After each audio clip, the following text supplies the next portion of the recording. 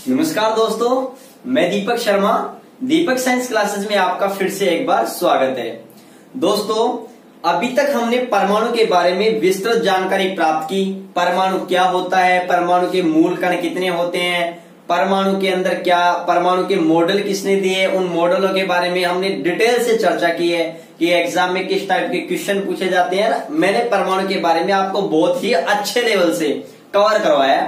तो दोस्तों, आज हम इस वीडियो लेक्चर के माध्यम से एक नया टॉपिक के बारे में पढ़ेंगे और वह अपना टॉपिक का नाम है अणु, जिसको अपन मॉलिक्यूल कहते हैं। ठीक है दोस्तों, यह टॉपिक राजस्थान पुलिस के सिलेबस में इंक्लूड है और अन्य जो प्रतियोगिता परीक्षाएं हैं उनमें भी इस टॉपिक से क्वेश्चन पूछे जाते हैं। और एक दो क्वेश्चन है जो बहुत फेमस है इस टॉपिक के अंदर, जो मैं आपको बताऊंगा, और वो क्वेश्चन बार बार एग्जाम में पूछे जाते हैं। दोस्तों, अगर चैनल को सब्सक्राइब नहीं किया है तो सब्सक्राइब जरूर कर लें, बेल आइकन को दबाना बिल्कुल ना भूलें, ताकि मैं जैसे ही वीडियो अपलोड करूं आपके पास तुरंत नोटिफिकेशन पहुंच जाए। और दोस्तों, वीडियो को अंत तक जरूर देखें और ज्यादा से ज्यादा अपने दोस्तों के पास में वीडियो को क्या करें दोस्तों, शेयर करें।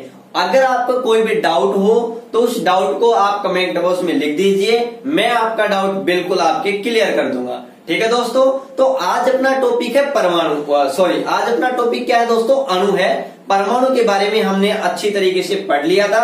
और हाँ, जल्दी तैयार रहना, परमाणु की टेस्ट सीरीज आ रही है। लगभग 50 या 100 क्वेश्चन के मैं आसपास आपको परमाणु के क्वेश्चन डालूंगा अपने टेलीग्राम चैनल पर। वहां जाकर के आप टेस्ट दीजिएगा, उस पीडीएफ को प्राप्त कीजिएगा। ठीक है ना, और साथ साथ अपने नोट्सों के अंदर उन क्वेश्चनों को इंक्लूड कर लेना।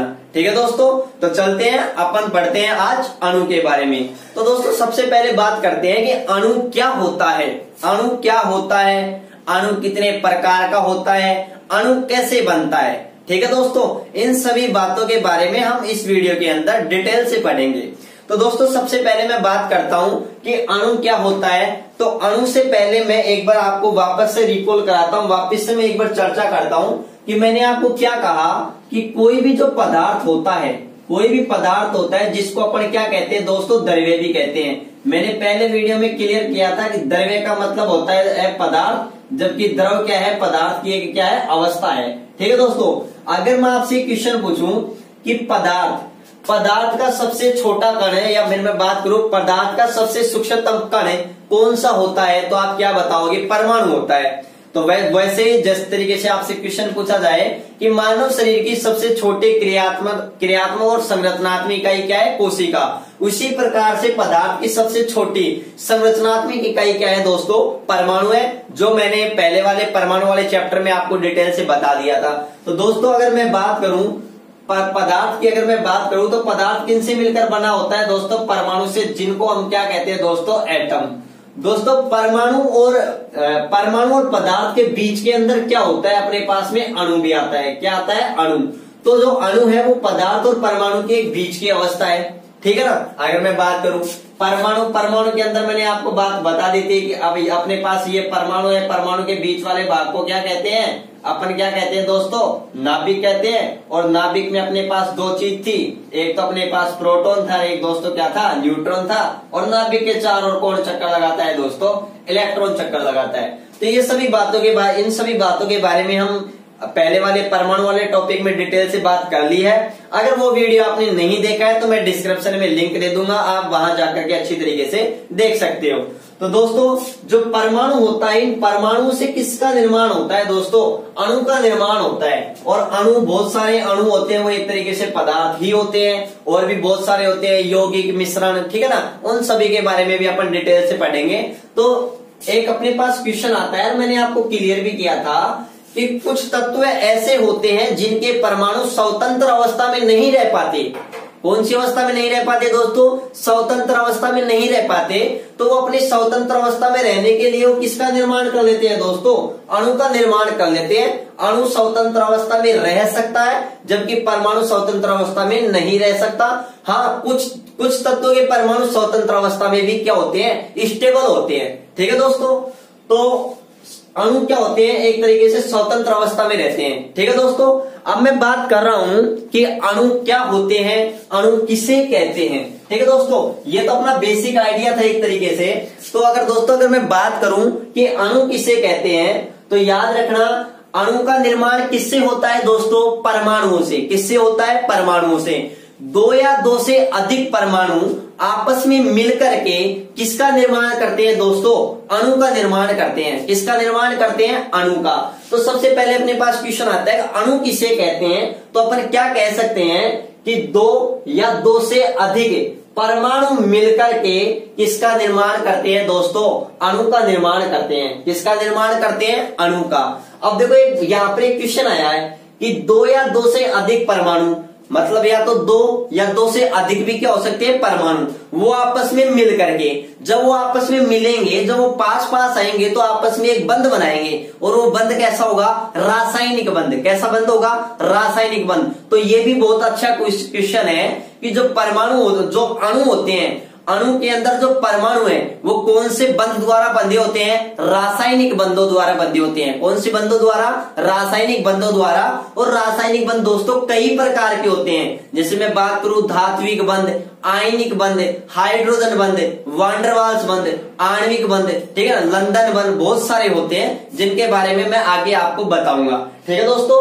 तो सबसे पहला क्वेश्चन आता है अणु किसे कहते हैं? तो अपना आंसर होगा दो या दो से अधिक परमाणु मिलकर के किसका निर्माण करते हैं? अणु का निर्माण करते हैं। और अणु के अंदर जो परमाणु है वो कौन से बंधों से बंधे होते हैं? मजबूत आकर्षण बंधों से, या मैं कह सकता हूं मजबूत रासायनिक बंधों द्वारा क्या होते हैं? बंधे होते हैं। देखना दोस्तों, अब मैंने कहा कि दो या दो से अधिक परमाणु मिलकर के, देखो दोस्तों ये क्या है? ये हाइड्रोजन का क्या है दोस्तों? परमाणु है। और ये भी क्या है? हाइड्रोजन का क्या है? परमाणु। मैंने परमाणु वाले चैप्टर में आपको डिटेल से भी बताया था कि हमें ये बात क्लियर होना चाहिए। अगर मैं ये लिख दूं हाइड्रोजन, या फिर मैं ऐसे लिख दूं H पॉजिटिव, या फिर मैं ऐसे लिख दूं H नेगेटिव, या फिर मैं लिख दूं H2, तो इनमें क्या डिफरेंस है, क्या अंतर है, ये अंतर हमें मालूम होना चाहिए। तो दोस्तों ये H अगर सिंपल तौर पर H लिख रखा है तो आप क्या कहोगे? ये हाइड्रोजन का प्रतीक है।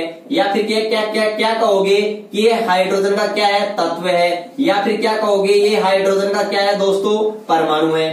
ये H पॉजिटिव, ये क्या कहोगे? तो देखो दोस्तों ये दोनों के दोनों क्या है? आयन है। क्या है? आयन है। लेकिन हाइड्रोजन के संदर्भ में इसे क्या कहा जाता है दोस्तों? प्रोटॉन भी कहा जाता है। क्या कहा जाता है? प्रोटॉन। और जबकि H नेगेटिव को क्या कहा जाता है दोस्तों? हाइड्राइड। क्या कहा जाता है? हाइड्राइड। और दोस्तों ये क्या है? ये हाइड्रोजन का क्या है? अणु है। क्यों? क्योंकि इस अणु का निर्माण दो या दो से क्या हुआ है? दो परमाणु मिलकर के किसका निर्माण किया है? H2 का। देखो कैसे किया है? ये हाइड्रोजन का अपने पास परमाणु है, और अपने पास ये भी क्या है? हाइड्रोजन का परमाणु है। ये भी क्या है? हाइड्रोजन का परमाणु। ये दोनों आपस में रासायनिक बंधों द्वारा जुड़ करके, कौन से बंधों द्वारा जुड़ करके दोस्तों? रासायनिक बंधों द्वारा। कौन से बंधों द्वारा?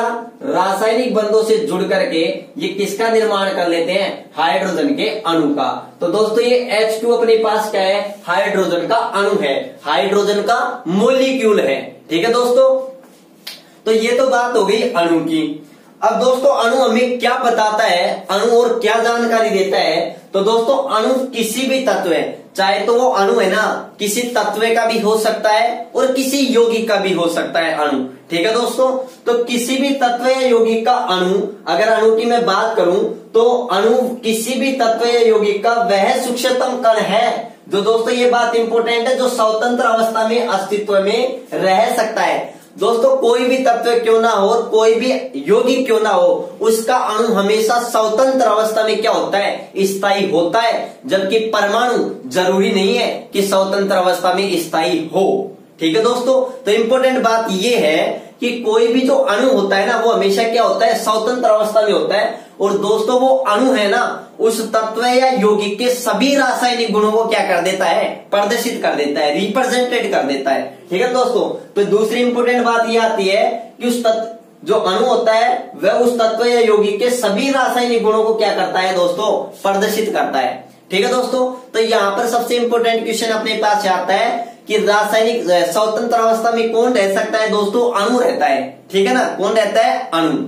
दूसरी बात करूं दोस्तों, मैंने इससे पहले वाले परमाणु वाले चैप्टर में भी मैंने आपको बताया था, याद हो तो वीडियो लेक्चर नंबर 2 के अंदर डाल्टन के परमाणु मॉडल में मैंने एक बात बताई थी कि रासायनिक अभिक्रिया में कौन भाग लेते हैं? परमाणु भाग लेते हैं। रासायनिक अभिक्रिया में कौन भाग लेते हैं? परमाणु। अणु रासायनिक अभिक्रिया में भाग नहीं लेते हैं। तो इसलिए मैंने ये लाइन लिखी है कि अणु रासायनिक अभिक्रिया में भाग नहीं लेते हैं। रासायनिक अभिक्रिया में भाग दोस्तों कौन लेते हैं? परमाणु लेते हैं। कौन लेते हैं? परमाणु। ठीक है दोस्तों, यहां तक आपकी क्लियर। उसके बाद में मैं बात करता हूं किसकी? कि अणुओं के प्रकार, कि अणु के कितने प्रकार होते हैं, अणु कैसे होते हैं। ठीक है दोस्तों, तो ये अभी तक अपन ने बात की कि अणु किसे कहते हैं? दो या दो से अधिक परमाणु मिलकर के किसका निर्माण करते हैं? अणुओं का। अणु के अंदर परमाणु किस बंध द्वारा बंधे होते हैं? तो क्या बात बताओगे? कौन से बंध द्वारा? रासायनिक बंधों द्वारा। ठीक है दोस्तों, और अणु स्वतंत्र होते हैं, ये रासायनिक अभिक्रिया में भाग नहीं लेते हैं। अब अपना टॉपिक है अणुओं का प्रकार। अणुओं के प्रकार अगर मैं बात करूं, अणुओं के प्रकार के टाइप्स ऑफ मॉलिक्यूल, तो दोस्तों अणु मुख्य रूप से दो प्रकार के होते हैं। कितने प्रकार के होते हैं? दो प्रकार के। एक अपने पास आता है सम अणुक। क्या आता है दोस्तों?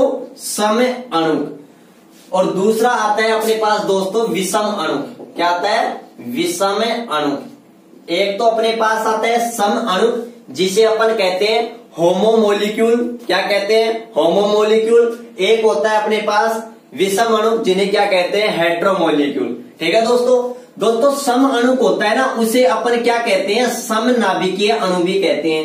क्या कहते हैं दोस्तों? समनाभिकीय अणु भी कहते हैं। और दोस्तों जो विषम अणु होते हैं ना, उन्हें अपन क्या कहते हैं? विषम नाभिकीय अणु भी कहते हैं। क्या कहते हैं? विषम नाभिकीय अणु भी कहते हैं। ठीक है दोस्तों, क्यों कहते हैं? क्योंकि जो सम अणु होते हैं ना, सम अणु, उनको अपन क्या कहते हैं? समनाभिकीय अणु कहते हैं। समनाभिकीय अणु क्या क्यों कहते हैं? क्योंकि सम का मतलब तो क्या होता है? समान, और नाभिकीय का मतलब क्या होता है? नाभिक। क्योंकि उन अणुओं का जो नाभिक होता है ना, वो क्या होता है? समान होता है। क्या होता है? समान होता है। अभी मैं बात करूंगा कैसे समान होता है। ठीक है दोस्तों जो सम अणु होते हैं, जिन्हें अपन समनाभिकीय अणु भी कहते हैं, ये क्या होते हैं? ये तत्वों के होते हैं। किसके अणु होते हैं? तत्वों के अणु होते हैं। ये बहुत बढ़िया बात है। किसके अणु होते हैं? तत्वों के। मैंने आपको ये बात क्लियर कर दी थी कि जो अणु होते हैं वो तत्व के भी हो सकते हैं और किसके हो सकते हैं? यौगिक के भी हो सकते हैं। ठीक है ना? कैसे होंगे मैं भी आपको क्लियर करूंगा।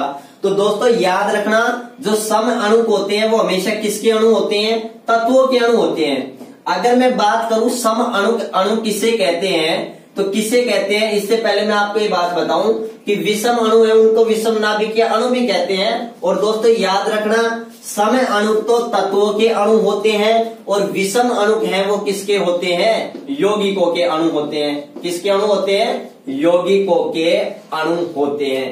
ठीक है ना? ये बात याद रखना। दोस्तों एक बात याद रखना, यौगिकों के अणु होते हैं वो हमेशा विषम अणु के होते हैं, हेट्रोमोलिक्यूल होते हैं हमेशा।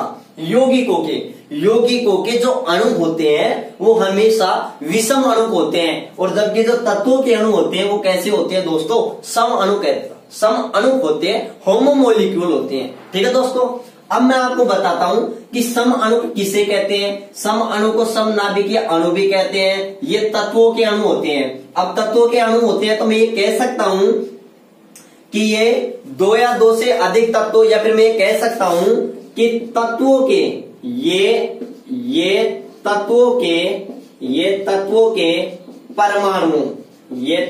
के परमाणुओं से मिलकर बने होते हैं। ये तत्वों के परमाणुओं से मिलकर बने होते हैं। अब कैसे होते हैं? एग्जाम्पल की दृष्टि से मैं कहूं ये हाइड्रोजन का क्या है दोस्तों? परमाणु। ये भी हाइड्रोजन का क्या है? परमाणु। तो ये हाइड्रोजन का परमाणु, ये भी हाइड्रोजन का परमाणु है, ये भी हाइड्रोजन का परमाणु है। तो ये दोनों परमाणु आपस में रासायनिक बंध द्वारा जुड़ करके किसका निर्माण कर लेंगे? हाइड्रोजन के अणु का। किसका निर्माण कर लेंगे दोस्तों? हाइड्रोजन के अणु का। अब मेरे को एक बात बताओ, इस H2 है, ये H2 और भी बहुत सारे एग्जाम्पल लिख सकता हूं मैं, N2 हुआ, O2 हुआ, Cl2 हुआ, I2 हुआ। ये सारे के सारे क्या है दोस्तों, सम अणुक है। सम अणुक क्यों है, क्योंकि ये जो अणु है, पहली बात तो ये अणु है, क्यों है, क्योंकि देख लो इसमें नाइट्रोजन के कितने परमाणु से मिलकर बना है, 2। ये ऑक्सीजन के कितने परमाणु से मिलकर बना है, 2। ये क्लोरीन के कितने परमाणु से मिलकर बना है, 2। और ये आयोडीन के कितने परमाणु से मिलकर बना है, 2। दोस्तों ये नाइट्रोजन है या फिर ये हाइड्रोजन है, तो मेरे को एक बात तो, ये हाइड्रोजन के अंदर इस H2 के, इस हाइड्रोजन के अणु के अंदर 2 परमाणु हैं, और दोनों के दोनों परमाणु किसके हैं, हाइड्रोजन के हैं। मतलब दोनों के दोनों परमाणु क्या है, समान है, तो इसलिए इसको क्या कहा गया, सम अणु। क्या कहा गया, सम अणु। सम अणु का मतलब ये है कि ये एक ही प्रकार के परमाणु से मिलकर बने होते हैं। ये एक ही प्रकार के परमाणु से मिलकर क्या होते हैं, बने होते हैं। या फिर मैं इनको ये कह सकता हूं कि ये एक ही प्रकार के परमाणुओं से मिलकर बना होता है, तो ज्यादा बेस्ट रहेगा। और वो परमाणु किसके होते हैं दोस्तों, तत्वों के होते हैं, ठीक है ना। तो ये बात याद रखना, ये नाइट्रोजन है, तो ये नाइट्रोजन है, नाइट्रोजन का अणु है, तो ये नाइट्रोजन के 2 परमाणु से मिलकर बना है, और वो दोनों के दोनों क्या है, समान ही है, ठीक है ना। इसलिए इनको क्या कहा गया है, सम अणु कहा गया है। दोस्तों दूसरी बात आती है समनाभिकीय। देखो समनाभिकीय कैसे, मैं आपको क्लियर करूं। मेरे पास ये हाइड्रोजन है, हाइड्रोजन का परमाणु क्रमांक कितना है, 1, तो इसके बाह्यतम कोश में इलेक्ट्रॉन भी कितना है, क्या है, हाइड्रोजन। हाइड्रोजन के परमाणु क्रमांक कितने हैं दोस्तों, 1, तो हाइड्रोजन का परमाणु क्रमांक 1 है, तो इसके बाह्यतम कोश में कितने इलेक्ट्रॉन है, 1। इसी प्रकार अपने पास इस हाइड्रोजन अणु के अंदर 2 हाइड्रोजन परमाणु है, तो दूसरा हाइड्रोजन परमाणु है, इसका बाह्यतम कोश में भी इलेक्ट्रॉन कितना है, 1 ही है, ठीक है दोस्तों। अब देखो कोई भी क्या होता है, तत्व होता है, वो अपने आप में स्थायी रखने के लिए वो अणु बनाता है। अणु स्वतंत्र अवस्था के अंदर क्या होते हैं, स्थायी होते हैं। अब वो स्थायी होने के लिए अपने बाह्यतम कोश में या तो 8 इलेक्ट्रॉन रखता है, और कुछ तत्व अपने बाह्यतम कोश में 2 इलेक्ट्रॉन भी रखते हैं, जैसे हाइड्रोजन हीलियम की बात करें तो देखो 2 इलेक्ट्रॉन पूरा करने के लिए ये हाइड्रोजन क्या करता है, इसका 1 इलेक्ट्रॉन तो है ही अपने पास, ये इस इलेक्ट्रॉन के, इस परमाणु के इस इलेक्ट्रॉन के साथ में, इस हाइड्रोजन के इस इलेक्ट्रॉन के साथ में क्या कर लेता है, साझा कर लेता है। क्या कर लेता है, साझा कर लेता है। इसी प्रकार से ये हाइड्रोजन का ये इलेक्ट्रॉन तो है ही, लेकिन 2 इलेक्ट्रॉन पूरा करने के लिए ये इस इलेक्ट्रॉन के साथ में क्या कर लेता है, साझा कर लेता है। तो इस प्रकार से ये दोनों हाइड्रोजन परमाणु आपस में क्या कर लेते हैं, साझा कर लेते हैं, और साझा करके आपस में क्या कर लेते हैं, रासायनिक बंध बना लेते हैं। और जो बंध इलेक्ट्रॉन के साझेदारी से बनता है उसे क्या कहते हैं, सहसंयोजक बंध। क्या कहते हैं, सहसंयोजक बंध। दोस्तों ये बंध एक लाइन होती है, इसके अंदर कितने इलेक्ट्रॉन होते हैं, 2 इलेक्ट्रॉन होते हैं।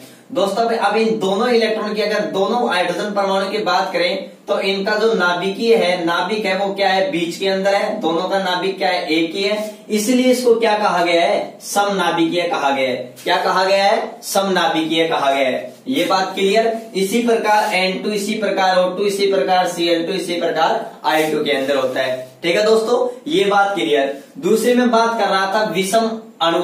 विषम अणु जिन्हें अपन विषम नाभिकीय कहते हैं, और ये क्या होते हैं, यौगिकों के अणु होते हैं। किसके अणु होते हैं, यौगिकों के।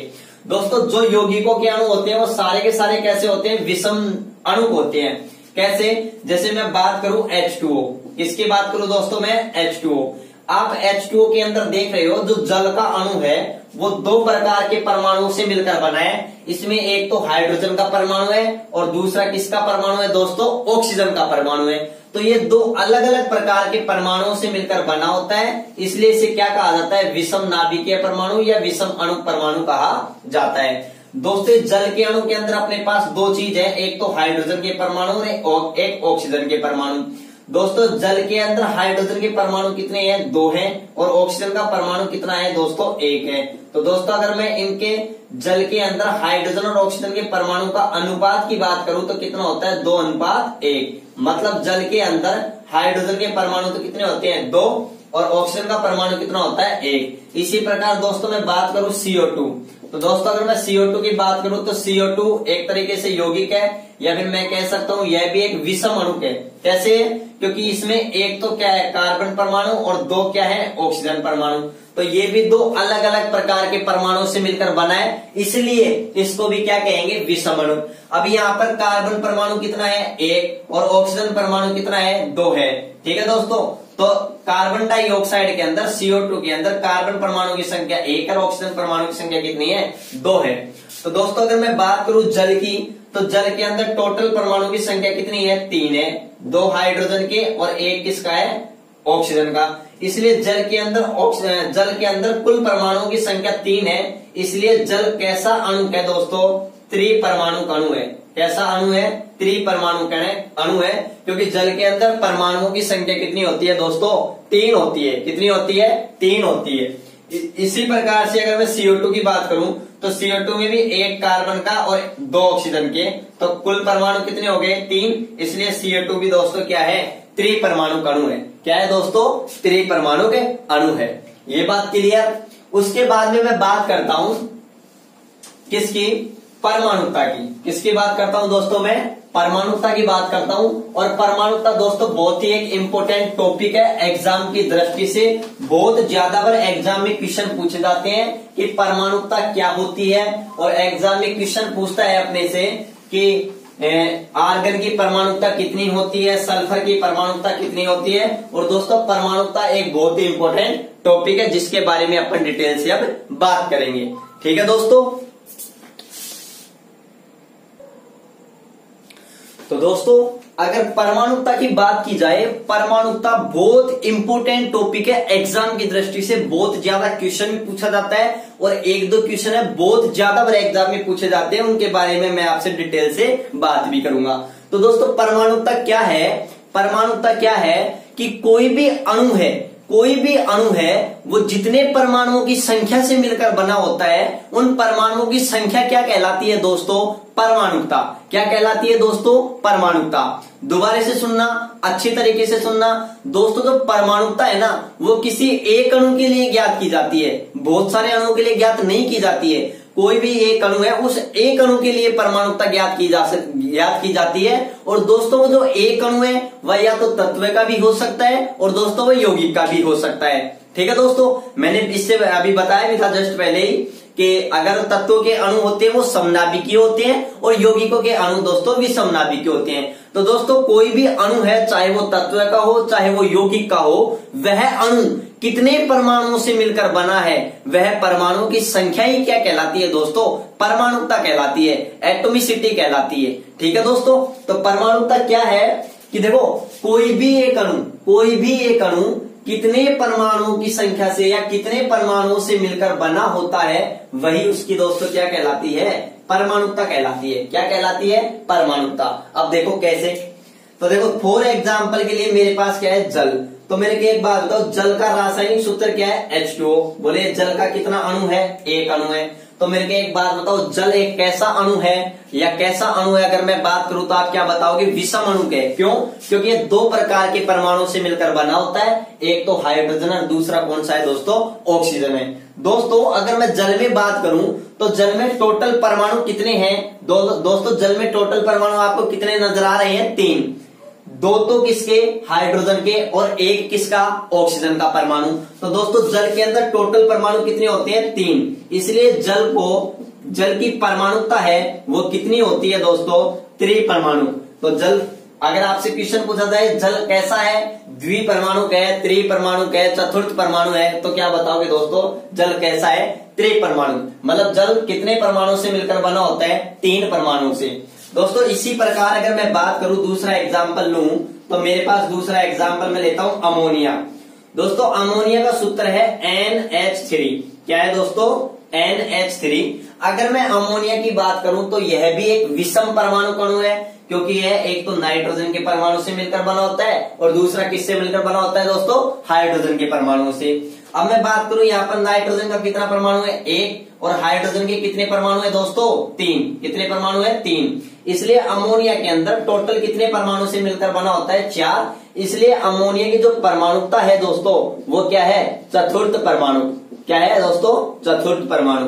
ठीक है दोस्तों, इसी प्रकार से अगर मैं बात करूं तो मैं बात करता हूं क्लोरीन। किसकी बात दोस्तों, क्लोरीन। तो दोस्तों क्लोरीन की अगर मैं बात करूं तो क्लोरीन का अणु क्या होता है, Cl2 होता है। क्या होता है दोस्तों, Cl2।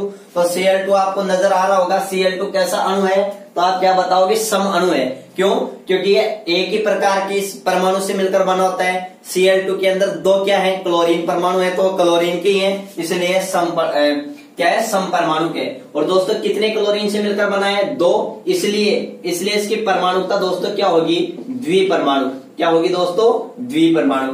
इसी प्रकार से अगर मैं बात करूं हाइड्रोजन की, किसकी बात करूं, हाइड्रोजन की, तो दोस्तों हाइड्रोजन की बात करूं तो हाइड्रोजन का अणु क्या होता है, H2। तो यह भी एक कैसा अणु है, सम परमाणु का अणु है। कैसा है, सम, क्योंकि यह एक ही प्रकार के परमाणु से मिलकर बना है, और वो कौन सा परमाणु है, हाइड्रोजन के।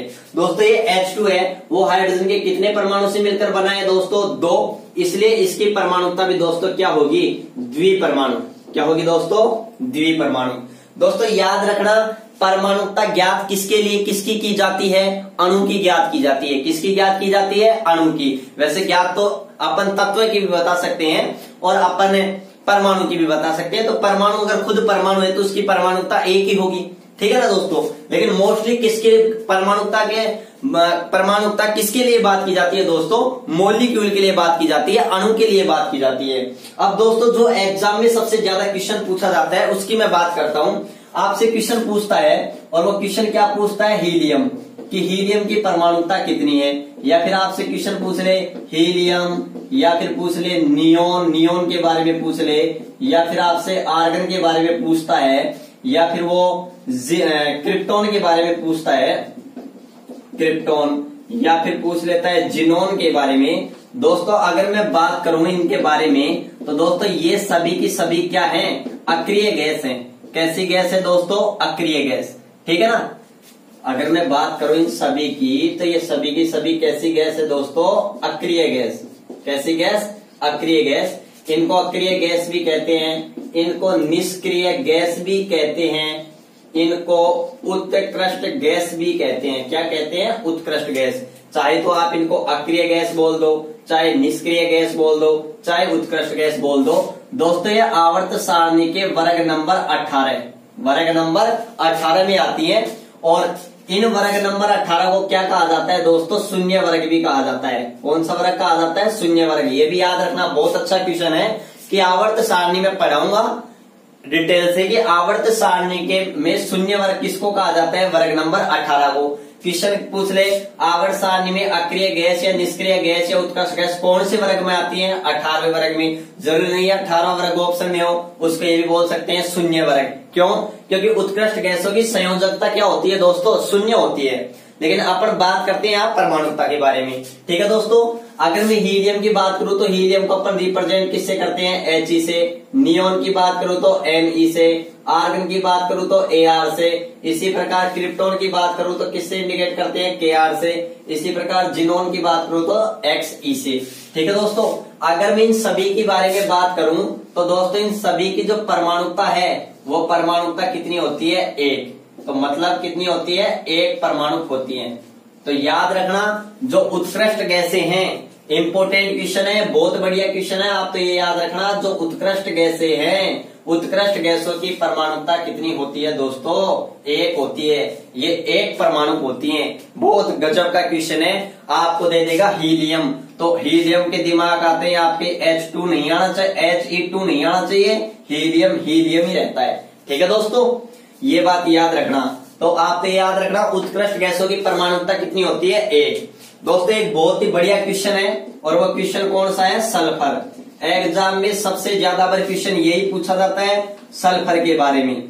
दोस्तों अगर मैं सल्फर की बात करूं, जब भी सल्फर के बारे में पूछे तो दिमाग में इसका एक अणु है S8। क्या है दोस्तों, S8, सल्फर 8।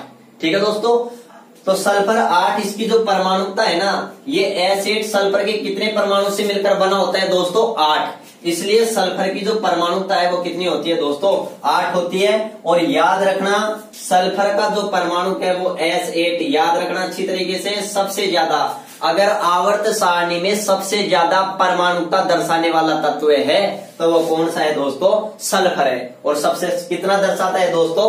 8। दोस्तों ये S8 है ना, S8 जो अणु है इसकी संरचना अंगीठी के आकार की होती है। इसके अंदर सल्फर के कितने अणु जुड़े होते हैं? 8। देखो किस प्रकार से जुड़े होते हैं, अगर मैं आपको बताऊं तो इस प्रकार से जुड़े होते हैं। एक अणु सल्फर का, दूसरा अणु, तीसरा अणु, चौथा अणु, पांचवा अणु, छठवां अणु, सातवां अणु और आठवां अणु। इस प्रकार से S8 की क्या है दोस्तों? संरचना है। और इसमें सल्फर के कितने परमाणु जुड़े होते हैं? 8। ठीक है दोस्तों, तो याद रखना, बहुत ही इंपॉर्टेंट क्वेश्चन है ये। ठीक है दोस्तों, तो दोस्तों मैंने इस वीडियो लेक्चर के माध्यम से बिल्कुल क्लियर कर दिया है अणु क्या होता है, ठीक है, अणु का निर्माण कैसे होता है, ठीक है, अणु कितने प्रकार के होते हैं और अणु के बारे में परमाणुता की बात भी हमने डिटेल से की है। ठीक है दोस्तों, अगर वीडियो पसंद आया तो ज्यादा से ज्यादा लाइक कीजिए, शेयर कीजिए अपने दोस्तों के पास में। ठीक है दोस्तों, धन्यवाद।